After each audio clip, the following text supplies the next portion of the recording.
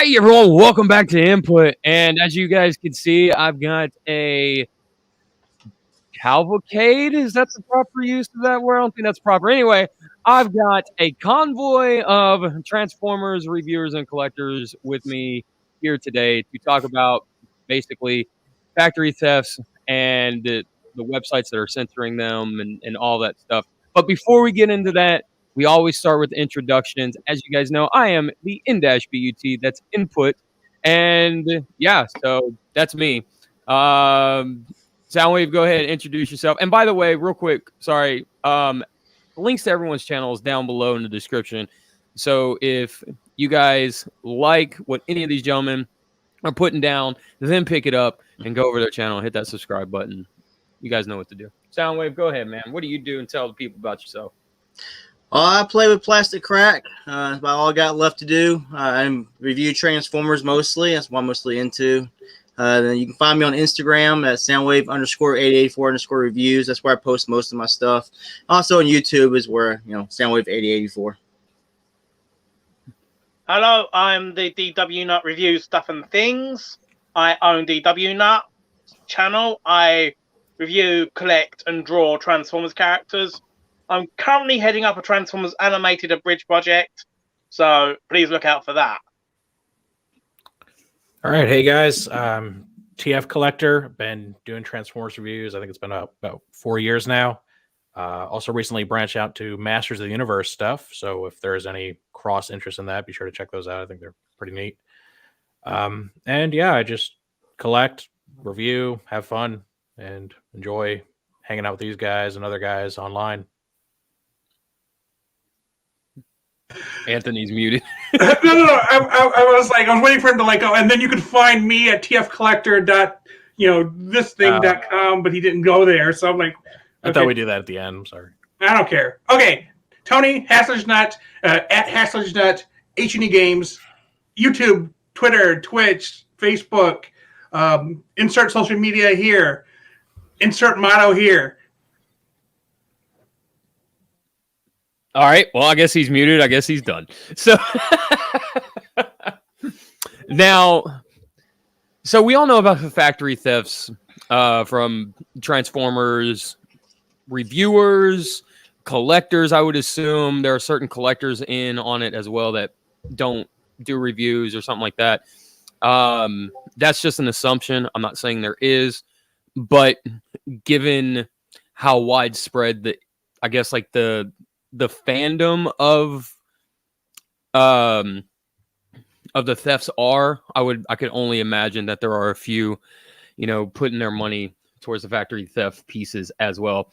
So if you guys don't know, what we're talking about is factory theft from Transformers. So basically someone who works in the factory where these figures are made basically throws them in their pockets and walks out and sells them to reviewers who review them online.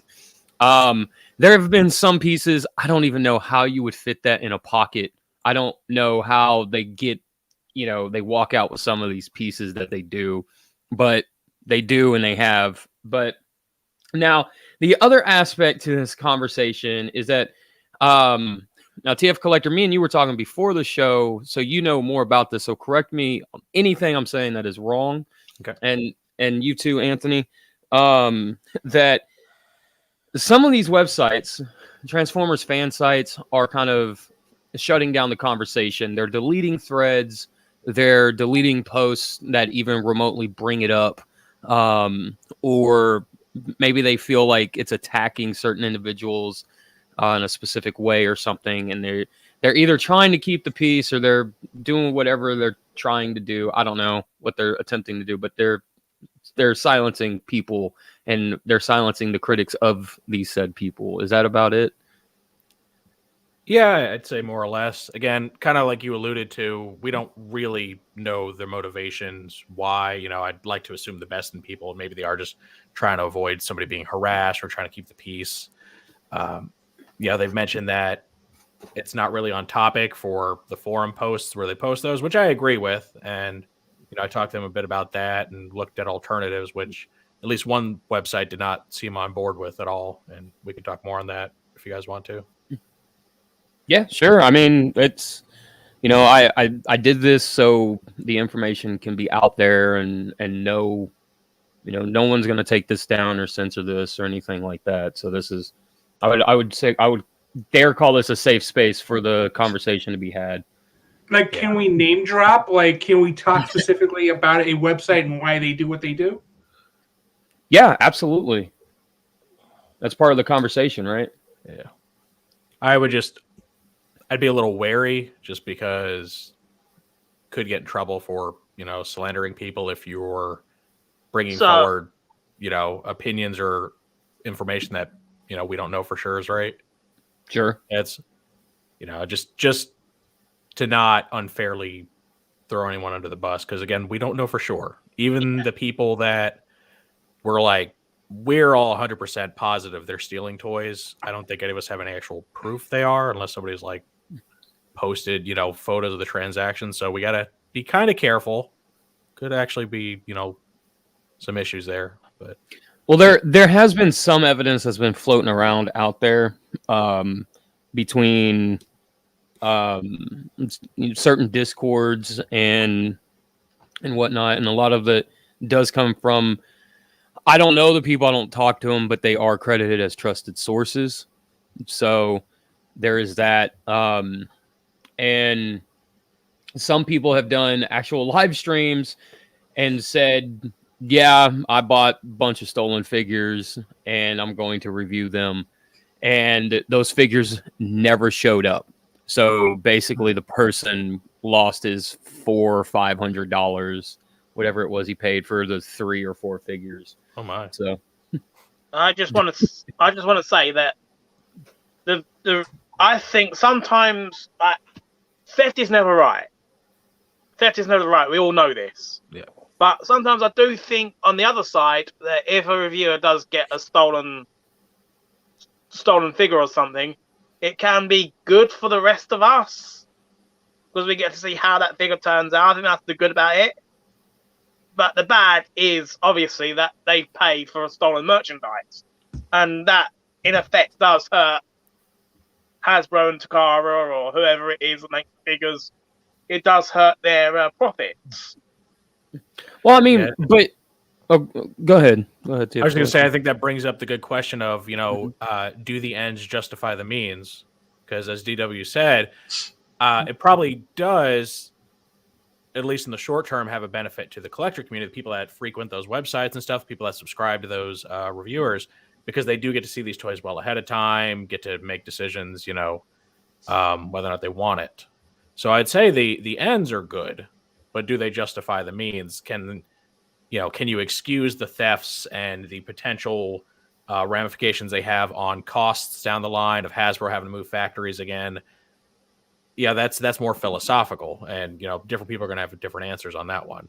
I mean, personally, I think no, you shouldn't be stealing stuff. Like say, oh, it's a multi-billion-dollar corporation, it's a $20 toy. Who cares? I'm like, well, you're not supposed to steal from people, no matter how much money they have. Like, it doesn't. Hasbro and Takara may be multi-billion corporations in of themselves, but they still make profit from the figures, right?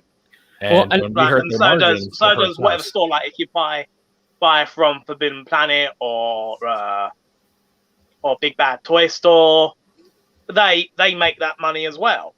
Mm-hmm. So if you pay for stolen merchandise, they lose out. That's true. You are hurting the retailers too.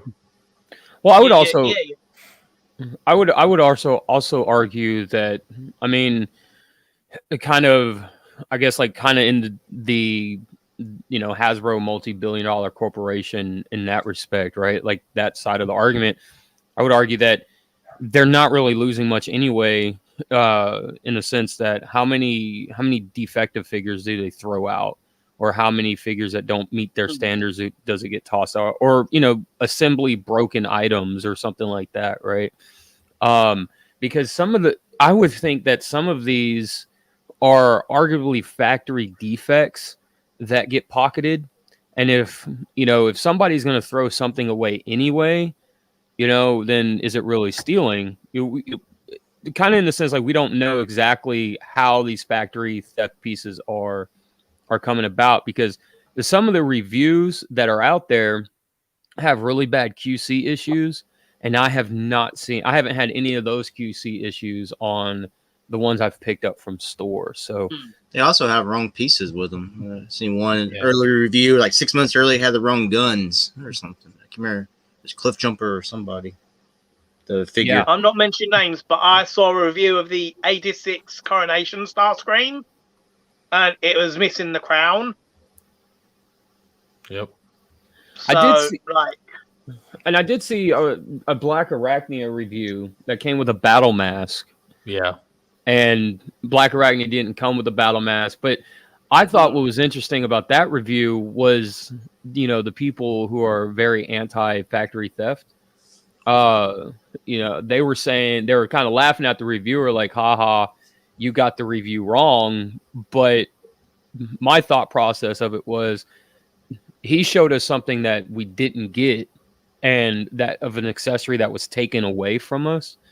So I was more upset that we didn't get the battle mask, that now that I know there was a battle mask, Yeah, I thought the battle mask, wasn't that actually just the unused alternate face that eventually ended up in the Buzzworthy Bumblebee? Like, was it an actual mask that went on? Because I thought it was just like half a head that they had. That's what I think it ended up becoming. Yeah. But that's what I was about to say. Is the battle mask sounded like the Buzzworthy Bumblebee Black Arachnia. Yeah. So I guess how do you guys feel about the factory thefts in general and everything? I mean, if you don't want to answer that, that's fine. But I'm just out of curiosity.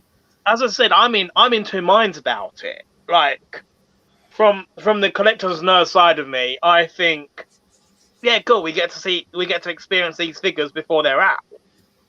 But on the other side, the moral side of me is, well, should I be watching someone who's looking at a stolen figure? So there's those two sides of me. I don't know if it's the same for any of you. Yeah, I'm kind of of two minds, just in the sense that I kind of don't mind it happening per se, because like I said earlier, we don't know if these are factory defects being tossed out. So, because to me, it's kind of like along the same lines of, if your neighbor throws a lamp or a chair away on the side of on the side of the street, and you go get it, no one really judges you for that. It's not considered stealing. So if Hasbro has a trash bin that goes out every Wednesday, and they're just picking up a Black Arachnia out of the trash bin and selling that, then if it's supposed to be trash, I don't really see the issue with it per se. But I will say that the reviewer aspect of it, we're watching something, or a review gets put out there 6 months early before the figure gets released. And then what ends up happening is, QC issues are reported wrong, possibly, and stuff like that. So I feel like that damages the figure and the brand more so than them stealing it, essentially. It does tend to like make you think that there's something wrong with that figure. It is, in a way, false advertising.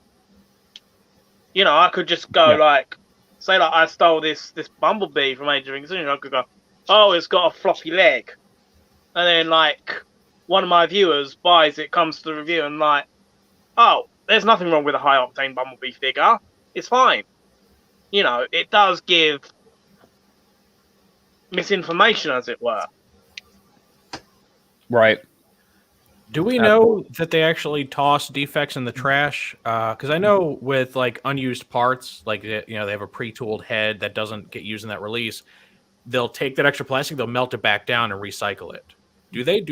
They might do the same with the rejects. They might disassemble them, and I don't know. They might toss them in the trash. They might recycle the plastic. I'm not really sure. I didn't think about that, but considering Hasbro is on this, save the world from plastic kick as of late, that's a very good possibility that it is going back into the recycle. If that's the case, then they're not discarding it. That's still their property, and then it's just outright theft. They're stealing it. Yeah, I see that. And Ninja Bill says that he heard that they recycle. Well, H&E, you said that you've conducted interviews with Proto Man and Gotbot about the topic. You have anything to add to that? So, Proto Man, who you know is kind of an industry insider, and despite the small status of his channel, he gets invited to all of those calls that the like Rodimus Primal and T-Formers does, and he's also friends with Aaron Archer, which he does a podcast with. And our discussion kind of went into different parts of the world have different belief systems, as well as the fact that if not for the cost, Hasbro wouldn't have Vietnam or South Korea or Malaysia making the toys. So there are two different world views that make this topic specifically treacherous to discuss. As I experienced with a commenter who lives in Southeastern Asia, who made it a very poignant concern that we were being racist because where he's from, if you successfully steal something and then turn it around and sell it, that you become honorable because that money now supports your family, because in that particular part of the world, things are expensive and hard to get. So, your worldview depends on what part of the world you're really in. But then we also get into the topic of, yes, stealing, at least for most of us, people who are Judeo-Christian religions, have an understanding that it is bad, almost no matter why. If you're dying of hunger, maybe a loaf of bread wouldn't be seen too badly, but you realize that if it's not a necessity, there should be no reason to be stealing it. None of us are going to die if we don't have our infusion of plastic crack. So, hold on, I have to take the IV out. Yeah. But it is something we don't have to have. And Hasbro and Takara are aware of this. And the reason why they particularly try to move factories or shut down sites that support theft is because, as Sam said, it does cost money. It costs a lot of money. The thing is, we've seen evidence of that, and not just because of supply shortages, which have been evident for the last 2 years, but the price for us increases because they have to accommodate for not just the supply shortages, but also for the theft. And my thing is, why aren't they going after YouTube channels? Like, I had a conversation with Bacon, and he tells me that... Hold on, and real quick, Bacon is the T-Formers? administrator of T-Formers, yes. Okay.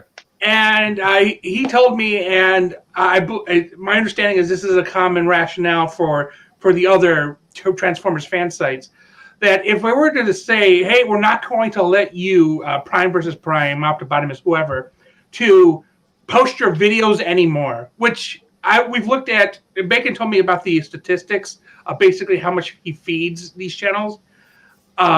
If they did not have his support anymore, they would lose a substantial amount of their audiences, but in turn, T-Formers, Cybertron, all of them would lose a substantial amount of their visitors. And as we know, those sites are ad supported because running a server is not free. And so there is this double-edged sword of you want to be the good guy, but you realize that you rely on the bad guys to exist. So you take this neutral stance, and we have a situation where now, not just because of your culture, we have the financial backing of why you have to be the way you are. And I think that is the bulk of the conversation here is we live in one society where we see there is chaotic neutral. Is that the word? That's the word. Yeah. That's the word. So it makes it very difficult to talk about it without feeling like we're going to hurt somebody's feelings, because these guys who buy these stolen figures, first off, there has to be somebody in the factory that has found a market for them. And then these guys who go off and proceed to buy those stolen figures, they feel less, I want to say, guilty about doing this because maybe that's the culture they're in. Now, I understand. I have a list of the top offenders, and yeah, one of them is in North America, but we don't know how they were raised. Do they see that doing these thefts, buying these stolen toys, are greater than the perchance of some type of backlash? Yes, Haida's right. There is a saying that says there's never any bad press, but we have seen that. For example, I think I'm trying to remember who it was. I want to say Prime versus Prime. I'm not 100% sure, but somebody called him out, and he saw a slump in his viewership for a little while, but then he just gets it right back anyway with the next figure. So there has been evidence of people going, well, this consciously is a problem for me, but I will never long term. I will say I made a joke with Prime versus Prime on Instagram about asking me to put in touch where he buys the figures from, and then he just straight up blocked me. Well, I will say you got to think in his defense, right? If you're kind of if the rumor is going about that you do this kind of stuff, and that's the rumor, and people are constantly asking you or coming at you for that stuff and everything else, I can only imagine how tiring that is. And but I did make a point that it was a joke. I did just put the lol XD after it. Yeah, but that doesn't matter. I was joking. Yeah, but that doesn't matter though. I mean, at a certain point, whether there's a lot of stuff that gets lost in text form, right? That's the main thing there. But like I said, if you're tired of the question and you're tired of being hounded about it or whatever the case may be, then you just don't want to deal with it. And that's probably where he's coming from with it. Is just he's probably looking at it and going, another person, are you serious? And just be done with it. Because it's easier to do that than it is anything else. But I will say, I don't feel too bad. I have watched some of his content, and it is calling me out for stealing. He is very informative. Like I said, he gives us like early looks at figures. It's amazing. So, well, I guess my question is, if you guys are having any kind of moral dilemma about this, and you're watching somebody's review, right? And having a moral dilemma about their review because it's perceived to be a stolen object or stolen item or whatever the case may be. Why don't people feel the same way about third-party figures in that same vein? Because they're stolen IPs essentially. Master, a third-party blaster or a third-party sound cassette, whatever you want to call it, right? Transistor. There you go, transistor. Yeah, transistor. KFC's transistor, perfect example, right? That's stolen IP, right? So, where do you draw the line there, or how do you draw the line? Well, for me personally, like I tend to stay away from the third party stuff. Like Toy Hack Repro Labels is the furthest I go with that. I mean, I did get a Dreamwave upgrade set for my Titans Return 6 shot, but that was more due to the fact that I'm not fond of the Headmaster gimmick. But in my opinion, those add-on sets, like the what was it? That one for Classic Ultra Magnus and Project. I think those sorts of third-party projects are okay. Third-party add-ons. But when it's a whole new figure like Oculomax's Coulter, I think, well, that's just Tarn from IDW. Those who buy that particular figure are buying it for the character that won't otherwise be available through Hasbro. Yeah, but I mean, at the end of the day, you're still, you're still Supporting theft, right? IP like in theft. that vein. Yeah, IP theft, and even Toy Hacks. I mean, I don't know if they have a Hasbro license or anything, which I don't think they do. So they're They should printing get off. one. Yeah, they're They should exactly. Be like the They're official sticker people of Hasbro. exactly. I mean, they're printing off, Autobot logos, Decepticon logos, and stuff like that. But Hasbro, God forbid, fans toys put a Decepticon logo on their Shockwave. I mean, Right? That's going too far. Yeah. for toy I mean, hacks to be legit, they could pretty much do anything as long as they didn't repost the emblems. Like, as long as they said, hey, we're not giving you emblems, here's all the tech stuff you need for your toys or whatever, they'd be 100% legit. But then we walk into the party versus non-party, because legally a party is somebody who is licensed or a part of the original or owning company. And the term third party is only among the fan groups and these non-legit, because third party makes them sound legitimate, but they're non-party. They are not officially associated with the organization whatsoever. They're just using their ideals.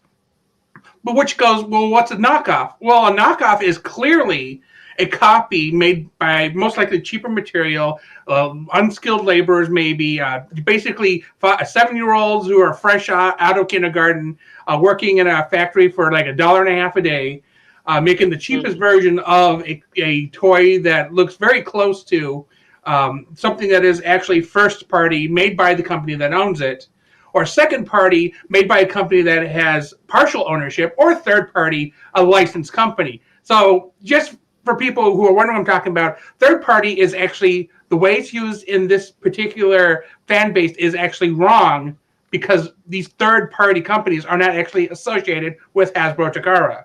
They are all knockoffs, for the exception of the ones that do their original takes and characters. Because like the like Flame Toys, the model kit company. well, Flame That's Toys second has a party. license. They're licensed. Yeah, and that I would was going to say they were licensed, so They are true third party. But what was that? I want to say Jimbao, but I don't think that's the name of it. That one company basically recreated Menasor and Defensor, 100% knockoff. They looked exactly the same as the Titans Return or Carbine Wars versions. Those are knockoffs. I'd have to open up Big Bad Toy Store, Entertainment Earth's website to see. I would just list off names of companies that are 100% knockoff, but then there are the independents. The independents who do not have a license but don't steal designs. I will say, during my collecting, I have exactly one knockoff figure, and that is the don't know who made it, but it's the blue Hellcat. It's a blue movie 1 RC. I think she was called Hellcat. And I only own that because the movie 07 RC is the figure that I've wanted for so long, but I've unable to get officially. Haida's asking, you talking about Kubion Bao? I'm trying to remember. I was looking for one of the pieces of Menasor from the G1 version, because they sold them in pieces and then also together. But I cannot remember the name of it. They don't exist anymore. So, I mean, don't worry about guessing what it is. Okay. So when it comes to the third party or unofficial stuff, I think the legality of it kind of comes in layers. As Anthony said, you have just knockoffs, which are just out and out IP theft. Like when you're just recreating something, selling it off, that's total IP theft. And I think knockoffs are, obviously illegal and probably a bit immoral too. Then you have, like DW was saying, your original design stuff, the things that they're based on the concepts that, Hasbro owns, but, they design the toys from the ground up. And I think legally, those are usually okay. The only time they really run into trouble is if they're competing with Hasbro. And a good example we saw that was Unicron, when they were trying to find that was Unicron. And was that Splinter Cell that did that Unicron first, and then it came out like the Wolf of Cybertron Unicron, and then there's Hasbro asking everyone to take down. They actually stepped in. So I think as long as you're not directly competing with Hasbro for something, I like the idea of them releasing characters that haven't had a toy in a long time, or releasing new takes on characters that has like a Rodimus that turns into a lion. Like, I don't think that's really an issue because it's something separate. It's a completely different design. And then I think even the lightest stuff is add-ons, right? When you talk about like the combiner add-ons and stuff, like that's, I mean, to say that's stealing anything, I don't see that. You're just taking, because these add-ons are useless without the toy that you have to buy in the first place. I did bring up If anything, they're the encouraging you to Ultra buy Magnus armor. our product. I brought up the Ultra Magnus armor earlier by fan projects. Yeah, and in order to use that, you got to buy the Classics Ultra Magnus, right? So like, so they're kind of helping Hasbro. So I think there's definitely different layers to it. And other than knockoffs or conflicts of interest, I think third parties pretty legit. I don't. Because I think toy hacks as an enhancer to official releases. Yeah.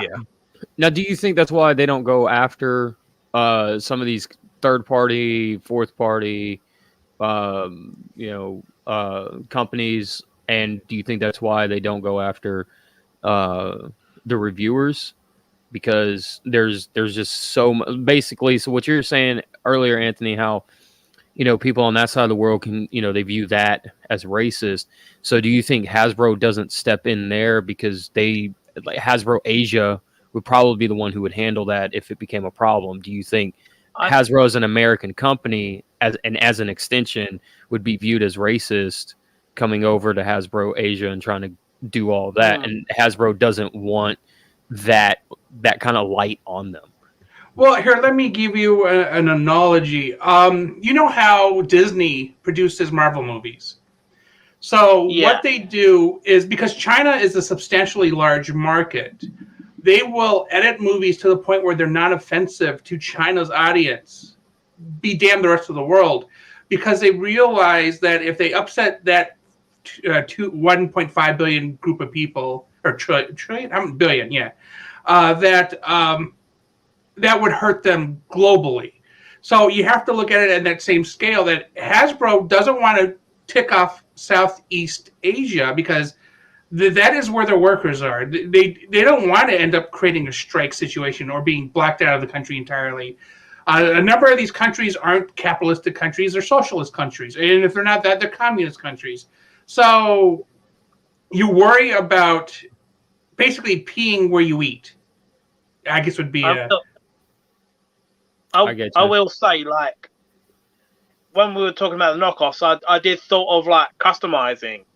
Like, I know people who have bought a knockoff to use as custom fodder because it's easier than buying the original figure. Yeah. I do want to clarify when I say that like knockoffs are immoral or anything. I don't mean the act of buying a knockoff. I just mean producing them. Obviously, if you want a toy that's been out of print for 10 years and it goes for hundreds of dollars, or you could buy the knockoff of it for like 30, you'd be nuts not to buy that knockoff unless you just have a ton of money sitting around that you don't need. Absolutely. I'm really just aiming at the people that make them. No, I agree with that, especially something like Sir Toys. You can get a Combiner Wars Bruticus for $40 compared to the $250 that he goes for now. So yeah.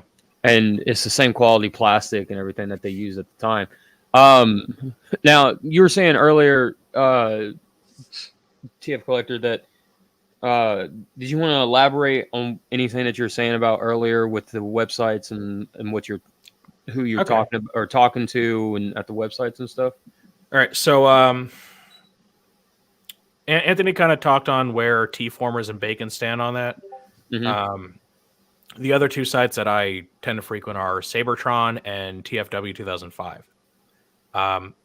The discussion doesn't come up nearly as often on Sabertron, but I think they have kind of the same stance as TFW, where, they're not explicitly condoning or condemning the theft. They're a news site and they're reporting the news, all that stuff. I personally think, as long as they're not posting direct links to the reviews, I don't really have a problem. Like, they want to do the screenshot, sure, because that's not generating any revenue for, the reviewer in question. And I think I saw one of the websites recently did the Buzzsaw review that I think was it Kremzik? And they just did screenshots. I thought that was fine. I'm like, cool, you get to see the toy. You're not necessarily supporting that person's business. But when it comes to TFW specifically, that conversation springs up every time a review gets posted from someone who's suspected of stealing toys. And it always gets very heated. A lot of people are really against it. A lot of people are like totally fine with it and wish everyone would shut up about it. And then usually at some point, a moderator will step in and just like scrub the entire conversation, and they'll put a warning up saying, "Hey, we've warned you guys. We're not discussing this. There's no place for it in the thread." I did reach out to, it was an administrator. Well, I think I reached out to a mod who put me through an administrator, and I just floated the idea of like, "Hey, what if, like, I get where you're coming from, where this isn't really relevant to the news post. What if we just had threads that, you know, kind of a sub forum that had a little more room for some more controversial things that might normally get people, you know, a little riled up, and just have, you know, some strong moderation." I actually even volunteered, like, I'll moderate it. Like, I'm a very busy guy, but I can pull out my phone every once in a while and do this, and just, you know, if I need to pull a post or give someone a warning, I can do that. I'd happily do that, because I'm really big on healthy discourse, especially controversial discourse, because that's the best kind. Like, that's how ideas, you know, get processed and people learn and all that. I'd be totally down for that. Just having separate subthreads, subforums, and let people hash it out, as long as, you know, you'd have to have very strict guidelines as far as keeping it respectful. Be like, "Hey, look, we get this is touchy. You can't go flame spray each other and freak out, though. Otherwise, you're out, period." Like, high level of cordiality. And they didn't go for it. They were like, "No, we don't think it's a good idea." So I'm disappointed. I don't know all their reasoning exactly. I think they're not confident that you could actually keep a wildfire like that under control, which maybe not. Maybe I'm being too optimistic. I don't know. But I think there needs to be room somewhere for, besides like a Discord server, somewhere public where people can actually talk about these things and discuss it, and discuss the legality, morality of certain things. So, yeah. And I guess my question to you guys, or statement, if you guys want to elaborate on it or whatever, do you guys think that Hasbro is allowing this to happen because it generates essentially advertisement for the figure? You know, they don't have to do a toy commercial or anything like that, and then it gets people hyped for the figure 6 months out, 5 months out, whatever the case may be. That's just like, I feel like that's a conspiracy thing, and I think on that's what one way they do view it, but like, it's all a bit conspiracy, Illuminati stuff. Well, I think the early reviews, as they're saying earlier, I think probably hurt more than help, because a lot of these figures they get are factory rejects. They have a lot of issues. They're missing parts. They're busted. Like, unless Hasbro is just outright shipping somebody like a nice, fresh, you know, toy in the package because they want them to review it, it's probably not making the toys look very good. I think, honestly, the people that just get the toys as soon as they can from a reputable source and have the toy in hand and all that and show off what it's really like are probably doing a lot better service for Hasbro than anyone that's, you know, half assembled stolen copies months in advance. Makes people think that the figure's garbage. Like, you know how back in June, like, I don't know if Hasbro still do it, but or something. You know how, like, when the boards come up, like during the early waves of Kingdom, we were getting like figures thrown on the floor and shown photographed. Was that like the result of like thieves, or is that Hasbro themselves? That is people in the factory just throwing them out on a table or something. We were able to, in a couple of images, identify that it was a Worksman's table, because it had the checkered measuring stuff. So, but also, I want to point out, I haven't heard anything from Soundwave in like half an hour. We're talking. Is his mic working? I'm just listening. The point is that you engage in conversation, so we know that you're still breathing. No, I'm breathing. I'm here. The 6 months early reviews, it generates buzz for the figure, but like people say, you can get the bad quality, QC, wrong parts, and so it can hurt the figure at the same time as helping the figure. Then it hurts Hasbro when they had these Pulse, you know, like Transformers Tuesdays, and they reveal their new stuff, and it's already stuff we saw in a review 4 months ago. So then you watch that thing, and you're like, well, we already seen this. Everybody's then mad because they want to see something new. and Hasbro is finally showing their new stuff, but we've already seen it like 5 months ago. I think that's bad. Well, and then to even add to that, what happens when Hasbro doesn't reveal? Because they never showed that Puffer and was it Road Ranger or whatever? Whatever it is. The 2-pack. They never showed that. And Road Ranger. Road Ranger. And people were showing that left, right, and center. And then every Transformers Tuesday that would pop up, people were like, okay, where's Puffer? Where's Road Ranger? I think they may have just not done it because like, it had been leaked. I certainly do remember when like the Waspinator was shown, like Kingdom Waspinator. I was on Discord and my friend showed me it and they were like, "Oh, it's a new Kingdom Waspinator." I was like, Are you sure that's not someone's custom?" Because I didn't believe them until Hasbro announced it themselves. That's kind of how I look at those leak lists, to be honest.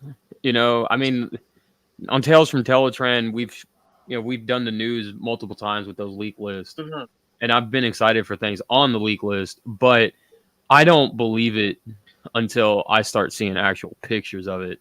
And at this point, I believe the pictures on the dirty mattresses than I do, because I know that's what's coming out. That's what's going to be before Hasbro even reveals it, because at this point Hasbro may not even reveal it like they did with Puffer and Road Ranger, or Pipes. It took them. We knew about Pipes 2 months before they even showed Pipes. So, and I feel like at that point, Hasbro should probably get on the ball and just say, hey, okay, it's been leaked. This Transformers Tuesday, maybe we should at least show the pictures. We may not have official images, but they have digital renders. Exactly. They have the renders that they could show and say, hey, we've got Pipes coming out or whatever at that point. What were you trying to say, TF Collector? Oh, I think I said everything I was trying to say. Well, I had one point. So I work for a company that many years ago used to release video games, usually by region. So let's say Japan would get a game, then 6 months later, the United States would. And in about a decade ago, they shifted to a simultaneous world release schedule. So everything comes out at the same time. And I think to myself, why doesn't Hasbro do that? You go, okay, everybody in the world gets Blaster on January 1st. So by doing so, you've contained it to a single date, and you make leaks a little bit more difficult because now everybody's going to see it at the same time. And if it does leak, it's only going to be literally right before the release date for the entire world, instead of just before Asia gets it, 7 months in advance. Yeah. So I feel like that should be a possibility. It should be a reality. I understand that the difference between making a video game disc and a card versus a Transformer figure is there's a lot more complication to it. But I feel like if they did the simultaneous world release, it would turn out better overall. I mean, it won't deter theft or anything, but it would control things getting out as soon as they do. For example, I remember they did a fan thing, and when they said Skylinks was coming out, I had literally 2 days before seen Skylinks somewhere else. So I don't know. Here's the other thing: we don't know how much it hurts Hasbro, or even if it does, by people leaking these things out before the entire world gets a chance to see them. And what we can speculate all day, well, some people now aren't going to buy it. Other people may buy it. It maybe neutralizes the ill effects. I feel like if it was bad enough, then maybe they would do what Nintendo did. Oops, my employer did. Social media policy prohibits me from saying their name. But do what they did, because the problem with video games is piracy. So by making a worldwide release, you make it a little bit easier to identify who's doing what. So because these for online services and whatever, no one would have access until a certain point. So I because as I talk about it, I'm going, well, how would that translate specifically to toys? But I'm like, no one has to register online for a toy. So but rumor release, I think it would solve some problems. Yeah. Well, I think you make a good point too that it's impossible to quantify the gains and losses, right? Like who would even have that information? And I think it's one of the reasons this debate will never go away, while you'll never be able to convince one side or the other, because you can say, oh, this is hurting them, this is helping them. Well, we don't really know. I'm sure it's doing both, but to how much, the magnitude of each, who knows? The only people that might know is Hasbro, and they're not going to tell us. That's all their, private figures. I do know with these leaks and stolen reviews, they do actually get me personally excited. Like, because when it was revealed that they were doing the Kingdom Beast Wars stuff, I grew up on Beast Wars, but I was at an age when I wasn't allowed the toys. I was too young for the toys. But I was old enough to watch the shows. So for me, like, the Kingdom stuff got me really excited. Because I could own these toys, or I could own modern versions of these toys in years. And then they gave you Kingdom Cheetor. That's what I'm on about. Yeah, I'm on about like the Kingdom Cheetor. Yeah, I was just dunking on the toy a little bit.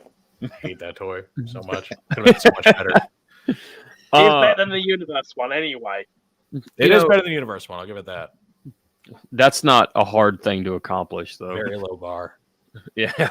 But to go back to kind of add what you were saying, TF Collector, is that I think we've seen where Hasbro wants to step in, they will. Like you were saying earlier with Unicron and the whole Zeta debacle. And Zeta was like, screw it, we'll just open a whole new studio or sell the design or whatever they did. And we'll take the head off and you have to buy the head separately. So that was their fix for that. But then once Unicron, was funded, they didn't care anymore. Because they could have gone after Studio Cell the same way. Yeah, I think they only care if it's messing with their, they think it'll mess with their profits. Because once the Unicron closed out, they didn't have to care anymore. You could sell 1,000 Zetas, million Zetas. Who cares? Exactly. That's what I was getting at. That's exactly it. Like they felt like it was going to mess with their profits on Unicron, but I don't think that this is hurting them as much because they're not going after all of the reviewers that they could to shut them down or do whatever they could. I mean, because you didn't shut down the Unicron, the Zeta Unicron at all. It still came out. It still happened. Yeah. They just wanted to wait, basically. Exactly. Yeah. So I don't think it's really hurting them too much. I think it's a math game. Even if the factory theft is causing a net negative to like Hasbro's bottom line, you got to wonder how much, right? Because it costs money to retain a lawyer, even though they have them on call. They still got to pay them when they, want to go after somebody. And I mean, some 20-year-old sitting in his parents' house, with stolen factory toys. I mean, what are they gonna? They're gonna spend God knows how much money just to force him to stop. Or force them to, I don't know, rat out. Like, I think to them it's probably not worth it. I know a lot of people are talking about like perceived racism, which I mean, I can't say that's not a factor. It could be. I don't know what Hasbro's thoughts are, but I think it's all of that stuff is more so just, is it financially worth it to go after these people? Because it's a big company. They're all about crunching numbers, counting beans. And even though we may hate the stolen figures, to them, like, it's probably an annoyance. It's probably kind of a thorn in their side, but like, what are they going to do? Go after some kid and generate some negative headlines, and it's probably just not worth it to them, honestly. Yeah, a company definitely. That I may or may not work for sues pirates on the regular. It's always news. I wish they'd leave fan projects alone. That Metroid 2 remake didn't need to get shut down. I'm just saying. Yeah, by the mystery company. It wasn't hurting anyone. Speaking of, I did say we're going to keep this civil, but speaking of strong feelings, I've got tons of strong feelings on that one. So, on the Metroid thing? Yeah, the whole Metroid thing. Yeah, the Metroid 2 remake thing and the fan remake and stuff. Yeah. I'm just gonna leave it alone. Um, I'll say that I'll put it like this: I have played both. One is vastly superior than the other one. Probably why I got shut down. So, They weren't gonna. so anything else you guys want to add before we close this out? We're about at that hour mark. Anything? I do want to say, like one of you was saying earlier about the fact that Hasbro are $1 billion company and they can't afford someone. They probably just view it as pointless after going after reviewers. Because after all, we do try and generate excitement for the figures, and I do think the stolen reviewers do that same thing as well. As I said, but I did get excited about the Coronation Starscream that Prime versus Prime reviewed. Mm. So they probably see it like, oh well, these people are like advertising for us, and we can't afford to stop them, so we just let them get on, live and let live sort of thing. Yeah, I think that's a big part of it.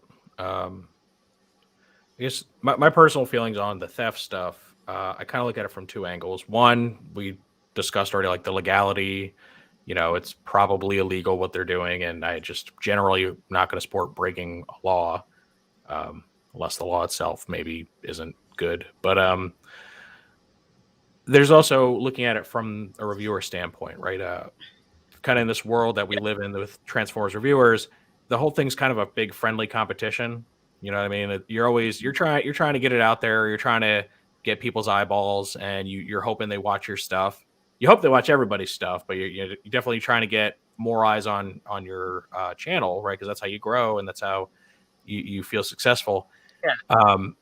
And YouTube is not completely, but it is kind of a free market of ideas where the viewers decide what's going to succeed and what's going to fail. I mean, you talk about the algorithm, and that does play a part in it, but people are going to watch what they're going to watch. And you kind of want to keep that even playing ground, right? And somebody who makes like $500K a year should be roughly competing the same as somebody who makes maybe $50K a year. They're both buying the same toys from their local Walmart. They're both reviewing them. And then it just comes down to who's got the better presentation, who puts in more effort. When you have somebody who's breaking the law to get ahead in that game, because let's face it, I mean, the reason Prime versus Prime has a trillion, I don't know how many subscribers, is because he gets stuff way, way in advance, right? Usually the early bird gets the worm when it comes to reviews. People that, are going to be the first to review something are generally going to see that huge uptick. And then somebody who's late to the party, your video is going to suffer a bit. It might still do pretty well, but it's not going to do as well as it could have if it was the same video released 2 months earlier. I will say I'm one of these reviewers that tends to prefer to look at the older stuff rather than newer stuff. Like I prefer to focus on the nostalgia. I think that's a smart tactic, right? Because some people are looking at the old stuff rather than the newest hip thing. That kind of allows you to be in a different niche than the people that are trying to review the newer product. Yeah, because the latter, where I don't get a lot of money, and I can't always afford the newer stuff immediately. Right. I tend to wait a bit. So there's one thing we haven't talked about is how theft actually contributes to quality assurance issues. And for those of you who don't understand what I'm talking about, every single time it gets just bad enough for Hasbro to go, we need to go to another factory because we can't trust the people who work here.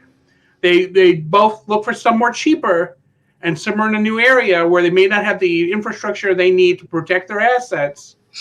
And that causes the quality assurance issues that we experience in our toys now. I rarely had any problems with anything I bought during Prime Wars. I had a missing wing on Overlord, and I think that is the only thing. But through the entirety of War for Cybertron, every wave, I've gotten at least something, if not two somethings. And that's because they switched factories, because it got too bad at the previous one. And when you decide to try to make up costs by reducing the pay And then you have these 7-year-olds making $1.50 an hour who really don't give a crap because they have to do it if they want to eat. And the QA issues, again, are a direct result of theft. It's true. Yeah. What you were saying about the overlord that was missing is forearm wings. I had the same problem. I want to add something to that. So I bought a Twin Twist, Titans Return Twin Twist, and it came with a Misfire card. And so in my collection, I have 2 Misfire cards. And when I called Hasbro and I said, hey, I got a card with, wrong card with the wrong figure, and is there anything that I can possibly do to remedy? Just can you guys can you guys send me the proper card? And what they ended up doing was sending me Twin Twist all together, whole figure with the card, the whole thing. And wow, yeah. The other thing is I have called them during Siege and the rest of it for QC problems. And I mean, my first Siege Ironhide, his leg was broken.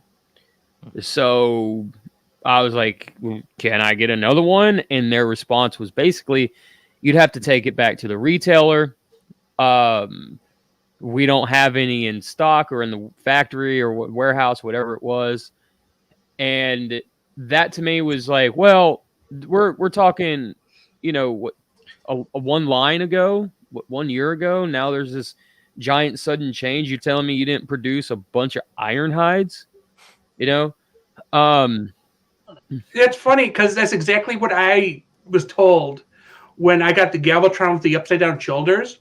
But I took it back to Target, and Target was cool with it. They swapped it out, which then makes me question that anti-theft mechanic they want to put into the toys in the future. Yeah, right. And I'll say that I will say this about that is open your stuff in the car. Open it before you leave the store. If you guys are worried about a missing window, open it in the store. You know what I mean? And open it in front of the customer service representative right at the counter. When I bought my Overlord and it was missing the wings off the forearms, I did take it back to Smith's Toys in Romford. Super nice folks in Smith's Toys Romford. If anyone's watching and they're in the England area and they're in Romford, I do recommend going to them. But what happened with them was I took back the Overlord with the missing wings. I explained to the lady the problem, and then I was allowed to go and get another one. I did ask her to if I could have a look at the figure open the box, not take it out of the plastic tray, but have a look inside the box. And I was allowed to do that, and everything was all right. And now I've got a proper, complete Overlord. So I'll tell you what my grandfather used to do. If there was anything ever in a box like that, like a clock, a blanket, or whatever they were buying, he'd open it up right there in the store, make sure it was in there. And if it was, he'd buy it. And if it wasn't, he would just tell somebody. Or, be like, hey, this clock is missing 2 of its legs or whatever, So, I mean, there are ways around that if you guys are worried about the windowless thing. So well, I got Earthrise Starscream, and he's missing part of his canopy. Like the orange part is missing. Oh my God. I contacted Hasbro, and they said they didn't have him. Of course, they could send me some equal value, or I could wait for a Starscream. So I said I'd wait. About 3 months went by, and they sent me Grapple. So I already had Grapple. I wanted Starscream, but I found Starscream in the stores. So I just went ahead and got him. So now I have 2 Grapples. So if one breaks, I got it back up. About theft, toy swapping really gets up my nose. Oh yeah, that's just scummy. Especially because most people that buy these are kids. Like if you're gonna buy a toy, why even then swap it for an older, beat up one? Some people have random stuff in there. They're like a baseball glove in the box. I feel like that's a different conversation, but I do want to add to this train your people. Okay. A Spider-Man Classics Carnage is not a Marvel Legends Carnage. There is, and I'm not saying that everybody who works at Walmart needs to become a toy aficionado, but all you gotta do Jesus is look at the Christ. box. Yeah, exactly. Look at the box, spin the box around, look it up on your phone. There are little things that you can do to mitigate that. So I will say, Yeah. as far as Walmart's concerned, they'll probably never do that because unless they've changed since I worked there many moons ago, they are far more worried about upsetting a customer than like taking a loss, right? Like you could have a customer turn something like, oh, it was like this when I got it, and like clearly it's been like kicked around and stomped on, and they'll just be like, oh yeah, that makes sense, sure, we'll take it back. Like, they broke it. They either accidentally broke it, they went nuts and stomped on it. I mean, I used to sell furniture there, and I've had people, like, I would sell them an entertainment center, like beautifully immaculate box, and then they'd come back to me and it's completely just destroyed and it's like broken in half. And like, it was like this when I got it. I'm like, I sold it to you, but I wasn't allowed to say that. I wasn't allowed to call them out because Walmart is always in almost every, unless the customer's like outright just stealing something from them, they're always going to bend over backwards for them. Which is pretty sad because the employee bonuses around the holidays are based on losses. So they'll incur all these losses happily so they don't upset the customer. And they're like, well, guys, we incurred a lot of losses this year, so your bonus is only $200. Real sorry. Do better next year. They Yes. drive me insane. I tell you, when I worked at GameStop, dude, I didn't care. Oh, no, I didn't sell it to you like this. I didn't sell you a greatest hits version of this game. I sold you the black label. See, that's funny. I was about to say something similar for the company I work for. If I'm at a store and somebody brings in a Switch, I will take it apart out of the box. I will magnify my phone to check because the biggest problem we have is people switching out the Joy-Con. So I have to check to see if there's any dirt in the screw holes, if there's dirt along the grooves, because if it is, it's clearly being swapped out Joy-Cons. So they can't return it if I say, hey, this is played. You're just trying to get free new Joy-Con. Joy-Con drift is real, people, but that is not a way. You can call a phone number, 800-255-3700, between noon and 9 p.m. Eastern time, and somebody at the company that I cannot name will ask you questions and replace your Joy-Con for free. How hard is that to understand? You don't need to steal. I can attest to that. I didn't know that. Oh, go ahead, TF. Go ahead. I was just saying it's totally true what he said. I've actually had 2 of my Joy-Cons replaced for absolutely nothing, and it was gone surprisingly short amount of time for having to mail it out. I think it was less than 3 weeks. I think I got it back in like a week and a half. It was really fast. Yeah, we quote 3 weeks, but during the holiday, we know it takes up to 2 months sometimes. Yeah. So yeah, I didn't know that. So thanks, Anthony. I get my Joy-Cons fixed finally instead of dealing with the trip. So there's a couple of conditions. First off, depending on if it was within the lawsuit period, or if you bought it within the last year. So again, when you call the number, you can ask them because they'll tell you which qualifies. But also, you need proof of purchase, and you need your serial number, which is on the bottom of your Switch's handheld unit. So there's just things to keep in mind when you make that phone call. Okay. Remember, 800-255-3700. That's 1-800. Is there a UK number? Because I'm not American. I'm sorry, we don't help the Britannians. Well, guys, let's go around the round table one more time and tell everybody where to find you guys at and closing statements. Soundwave, hit it out of the park, man. Tell them. YouTube, Soundwave884 reviews. Instagram, Soundwave_884 reviews. Facebook, Soundwave884. Twitter, Soundwave884. I post mostly on Instagram, and mostly I just deal with Transformers. I do kind of go into I got Master Universe stuff, but I don't review it very often. I'm into that. Turtles. That's about it. But yeah. Guys, you can find me on YouTube, DW Nut Reviews Stuff and Things.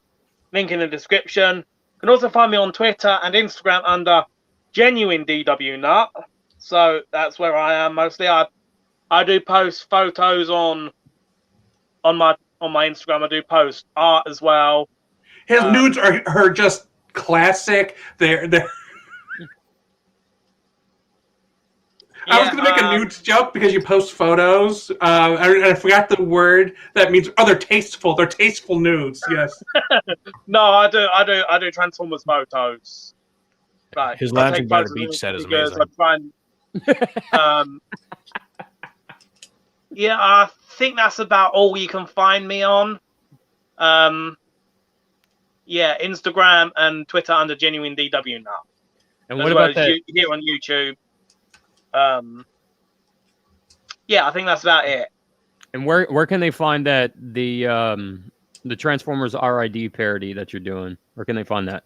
Oh, I'm not a part of that. I'm doing a Transformers animated parody.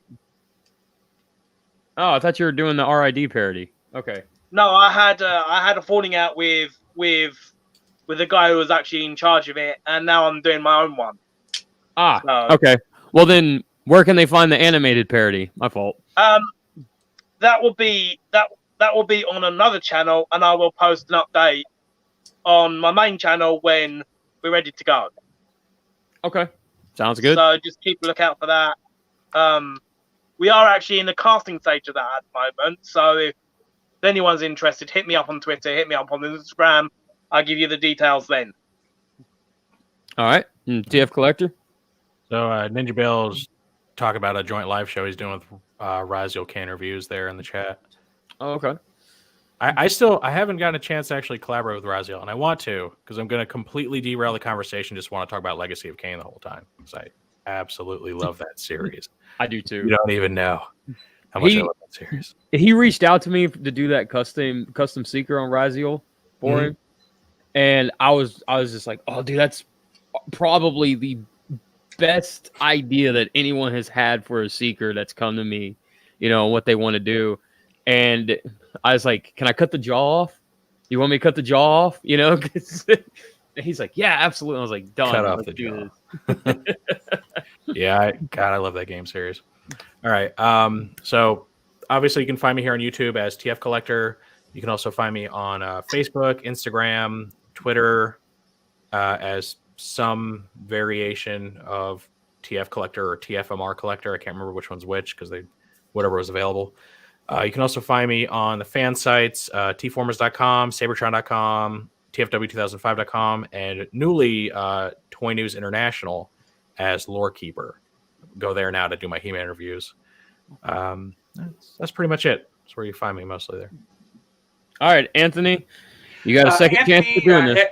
What? I said, all right, Anthony, you got a second chance at doing this. Oh, I didn't script last time. I did it on purpose. No, I was making Anthony at HD Games. You can find at HD Games on Twitter, YouTube, Twitch, Facebook, Instagram. And there's probably something I'm missing. It's also you can also look up haslage.net as our website, haslage.net. And I also want to plug Transformers Reviewers. A number of us are in that group. We just help each other out, and we do things like this panel here. And just search TF Reviewers wherever your social media is, and you're bound to find it. There's a website, too, but the address is super long, and I don't want to say it. So go check all that out. Also, I'm going, and I'm announcing it here, I am going to do a 1,000 subscriber giveaway. So keep an eye on HD Games for that. And I'm also working on the interview with Weird Al, so I'll have that out at some point. You're interviewing Weird Al? I also interviewed his drummer like twice. So yes, that is awesome. It is awesome. I haven't interviewed anybody cool like that. I actually went to TFCon. Neither have I. I went to TFCon and ran into all these famous people, and I have so much. May not know this by listen to me, but I have so much anxiety about approaching someone that like a stranger that I couldn't bring myself to be like, oh hey, I do this YouTube thing. So I just clammed up and didn't do anything the whole time. And I asked Neil deGrasse Tyson for an interview, and he was very nice about saying no. I can imagine that. He probably said it like the most polite, like I will intellectual say, way he could. I will say one of the people that I have managed to meet is I did meet YouTuber Tom Scar Ridgewell, the ASDF movie guy, and I have met Voice of Skybite himself, Peter Spelos. Oh, nice. So Peter Swallow, that dude is a sweetheart. He is. Um, And when I lost my dad last year, he did actually send me a personal message, and it was so nice. That's awesome. Yeah. Did he do it in a haiku format? No, he didn't. Oh. I sent some. Not too many people know, and they know him as Skybite. But my first introduction to him was when he played Sagat in the Street Fighter II animated movie, and I sent that over. I sent that over to England to a buddy of mine to get it signed during TF Nation, and he signed it, and then he wrote roughly a paragraph on the front. Like where are you? You should have been here. Next time, next TF Nation, you come over here, blah blah blah. And, that would be awesome. If you can get over there right now, is a big deal here in England, amongst the Transformers fans here. Are us dirty Americans allowed to fly over there yet? Are we still blocked from the UK or what? I don't know. There's a travel restriction there somewhere. I have no idea. I don't keep up with that, to be honest. It's honestly better for your mental health to not keep up with stuff like that. But I will ask, if anyone's not subscribed to me and they're interested in what I do, please do subscribe. Help me reach 200 by this time next year. I'm gonna try and put out more content as soon as I can. Really. Go ahead, everybody. Check out everyone's channel.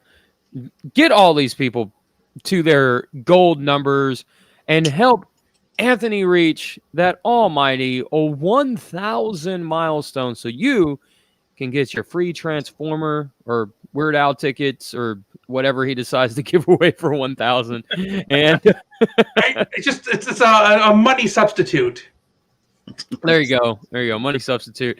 Check out everybody, subscribe to everybody, and keep the conversation going. That's the most important thing. And,